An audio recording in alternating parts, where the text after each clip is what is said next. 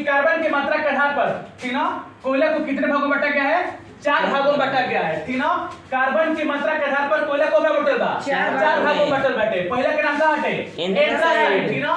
Anthracite को किस कोयला के नाम से जाना जाता है? कोकिंग कोयला के नाम से जाना जाता है, ठीक ना। एंथ्रासाइट को किस कोयला के नाम से जाना जाता है? कोकिंग कोयला के नाम से जाना जाता है। और कह रहा है कि सबसे जो सर्वोच्च कोटि का कोयला है उसका नाम क्या है? एंथ्रासाइट है। यानी एंथ्रासाइट का कोयला सबसे क्या होता है? सर्वोच्च कोटि का कोयला होता है। कह रहा है कि इसमें कार्बन की मात्रा कितनी होती है? 90% से अधिक होती है, ठीक ना। कह रहा है कि एंथ्रासाइट में कार्बन की मात्रा कितनी होती है? 90% से अधिक होती है। और जब कार्बन की मात्रा अधिक रहेगा तो उसका क्या होगा? अधिक देगा। और धुआं क्या करेगा? कम देगा।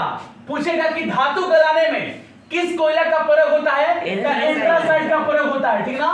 धातु गलाने में किस कोयला का प्रयोग होता है? एंथ्रासाइट का प्रयोग होता है। दूसरा है बिटुमिनस कोयला।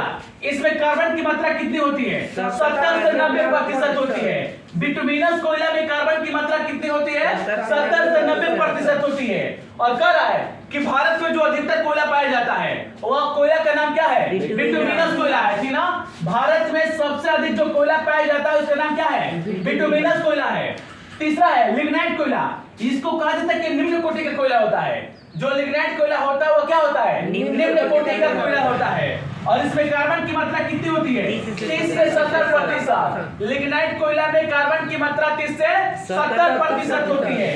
और कह रहा है कि इसे भूरा कोयला के नाम से भी जाना जाता है। तो पूछेगा कि किस कोयला को भूरा कोयला कहा जाता है? लिग्नाइट कोयला को भूरा कोयला के नाम से जाना जाता है। इसमें धुआं अधिक होता है तो उसमें क्या होता है? कम। क्यों? क्योंकि कार्बन की मात्रा घट जाता है। कह रहे कि चौथा है पीट कोयला। इसमें सबसे कम कार्बन की मात्रा रहता है। इसमें 30% से भी क्या होता है? कम कार्बन की मात्रा पाया जाता है। और यह मुख्य रूप से क्या होता है? पेट्रोलियम भागों में पाया जाता है।